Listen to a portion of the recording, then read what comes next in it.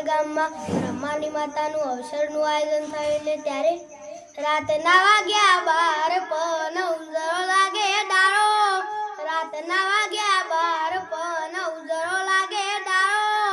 અવસર આયો મારી હવે બાર ના ઉગાડો અવસર આયો બ્રહ્માની હવે બાર ના ઉગાડો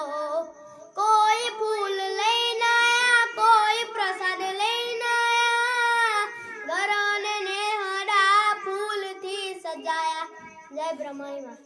પાટણની પરહારમાં એવું દિયો દર ડાગો